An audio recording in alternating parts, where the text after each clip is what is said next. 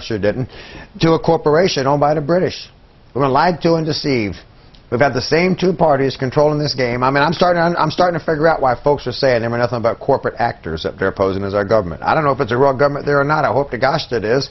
I get there and find out it's just actors and they're trying to give me a Hollywood check. I'm going to come home and tell y'all. I'm challenging, boldly and proudly, standing on facts and documents only, not opinions and what people think, every candidate that is running against me. Because they can't fix this problem unless they know this.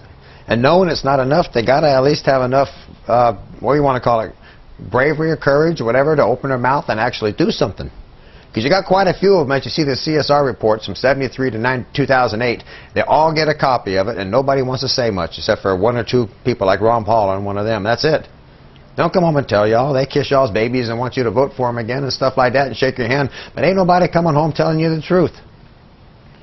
I mean, it's a shame that I have to get up and do this because nobody else wants to. I'm just so tired of being lied to, and I'm so tired of seeing my country going down the drain because of lies and deception. If you get that out of the way, I'm sure there's a lot of minds out there, smarter and better than mine, that can come up with more solutions that fix this. I've got about 5.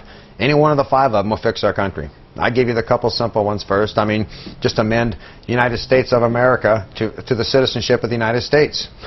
Add 2 words. Or United States for America, technically. Then you go back to making you a citizen of the Republic, and subject to the jurisdiction thereof, which follows the next sentence, next line. And there you go, bam, Supremacy Clause strikes your rest with null. I mean, there's so many things. I mean, you know, just so many ways of getting rid of this. It's not even funny.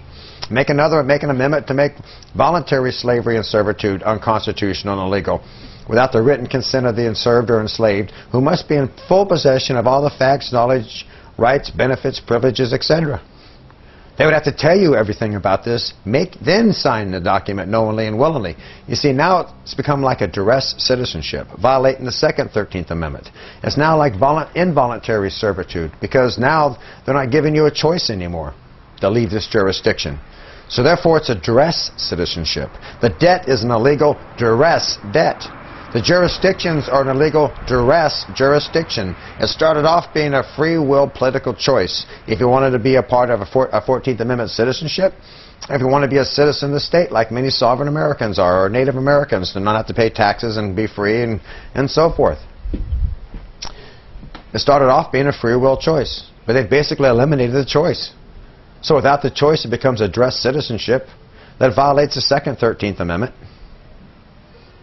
as well as any kind of contract law, as well as the Supremacy Clause, way strikes it with null. It's gone on too far, too long. But you can't say these folks don't know. I mean, look at the Georgia Memorial to Congress, 1957, they know. Look at the 1967 Congressional Record, which makes clear all the reasons the 14th Amendment's illegal and unconstitutional. Look at the fact count, last page 15646. It even makes clear that the Constitution makes it a sworn duty of judges to uphold the Constitution, which strikes with null the 14th Amendment. And once again, they're referring to that Supremacy Clause. Why does a judge swear to discharge his duties agreeably to the Constitution of the United States if that Constitution forms no rule for his government? That's real interesting. Come right out of a Congressional Record. It even goes on to say right here at the bottom of 15646 that it does no good to even try to fight against it in the courts. Thus, the federal courts actually refuse to hear arguments on the invalidity of the 14th Amendment, even when the issue is presented squarely by the pleadings and the evidence as above.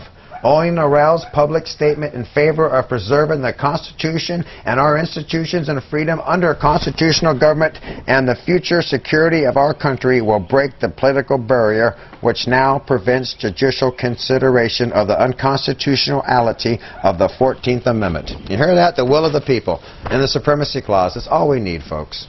It's that simple. I mean, all this sovereignty petitions and people wanting to succeed, you're going to become rebels. They're going to come police you with probably the UN troops, just like we've done everywhere else. Now it'll be our turn. When they're the criminals. Don't make yourself the criminal. Use the law. It's been there for 150 years. Everyone you voted for some reason, hasn't made any honest attempt to get rid of this. Just don't let my work go in vain. If you don't vote for me, make sure who you vote for knows this information. I mean, I just want my country back, and I'm tired of sitting on my backside hoping somebody else would do this. We all take a look at these documents, and like I said, if you can prove me wrong, And the core of what I'm talking about here, use facts, documents, just like I have. Any candidate running against me, I will put your video up here on my website. And if you prove me wrong, I'll withdraw, because if I can't fix nothing, like I said, I got no business going to Washington. It's a waste of my time, because all that suit and tie and political lie, I want no part of that. I'm a country boy. I tell the truth, and I really don't give a rip too much about what folks think of me. I just do what I think's right and how I feel. But once again, if y'all don't know any of this, how's my candidates running against me going to fix anything? They're wasting time, money, keeping us involved in a 14th Amendment corporate body politic, which, as you see, are income tax, gun control, the erosion of our Constitution, as the congressional record makes clear. Judge Perez and Mr. Ron Paul worked on that as well. Matter of fact, on my website, if you want the law-driven facts behind that congressional record, under links of study, you'll see a website dedicated to Mr. Judge Perez, who him and Ron Paul is responsible for that record, congressional record, being memorialized on the Senate floor. As you can see, the memorialization numbers are 15641 through 15646. Once again, Bruce Ray Riggs for United States Congress, State of Florida. And if y'all live in another state besides Florida, this information is very important. It affects everybody who loves their Constitution and their country and their republic, and they want it back. And learn it. Have the representatives in your state learn it.